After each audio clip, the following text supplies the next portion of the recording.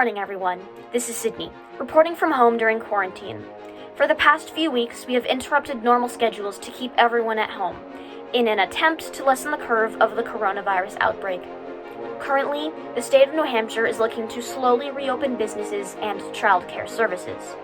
The question is, will this reopening affect the curve and cause another spike in the number of coronavirus-infected citizens?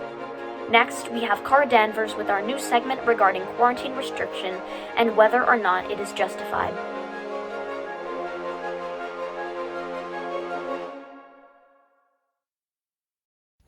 Thanks, Sydney. I'm Cara Danvers reporting from 6 feet away.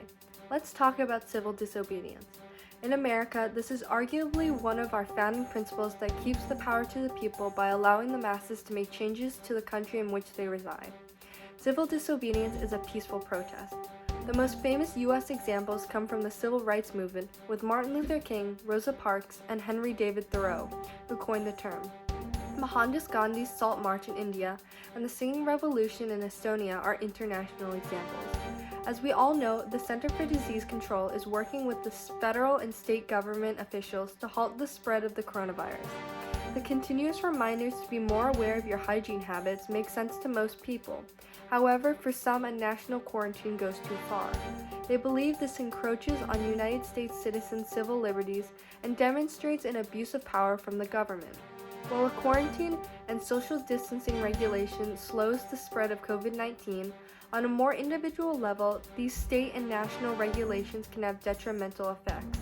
According to American Civil Liberties Union Senior Policy Analyst Jay Stanley, businesses are forced to close, employees are laid off or can't go back to work and lose their jobs, which disables them from providing for dependents, and sick people are discouraged from getting proper medical treatment. He states, "Quarantining somebody is an extraordinary deprivation of their liberties. There's a burden on the government to determine that it's really using the least restrictive alternative.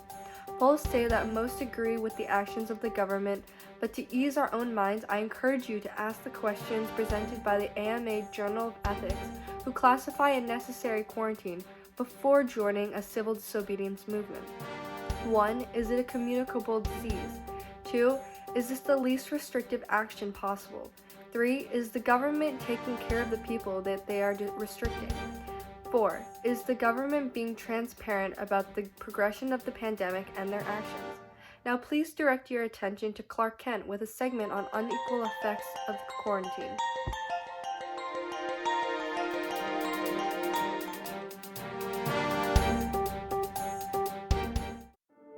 Thanks, Cara. This is Clark Kent, reporting live from home on the subject of inequality within the social system.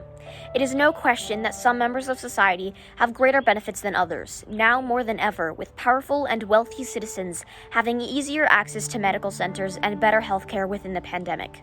Communities of color, impoverished people, and citizens of the LGBTQ+ community are more at risk after getting the coronavirus, and here's why.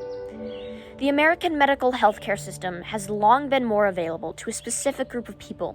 Mainly the wealthy upper-class society that is composed of Caucasian men has had greater access to healthcare in general and better treatments while at medical facilities. This inequality can be seen within literature, specifically in the book The Great Gatsby, written by F. Scott Fitzgerald.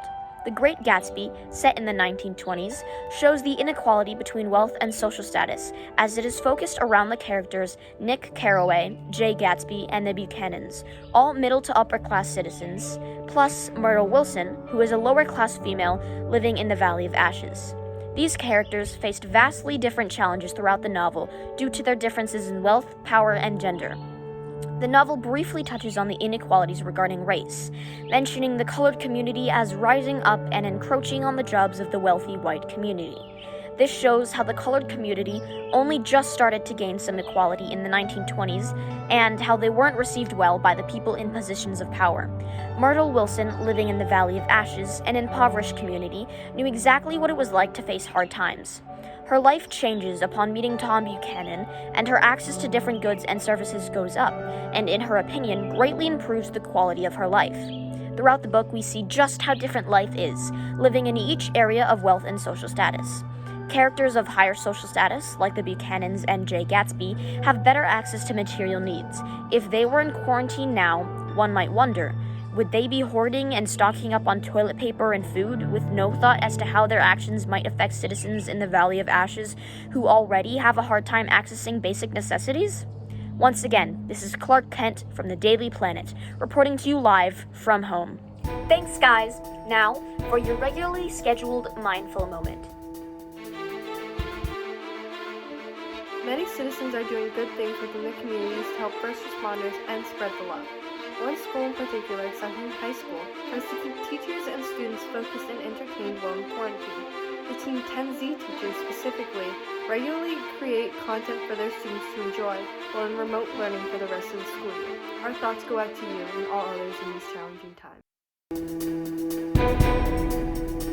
That's all, folks, and remember, stay safe, stay healthy, and stay 6 feet away. Have a great day, everyone!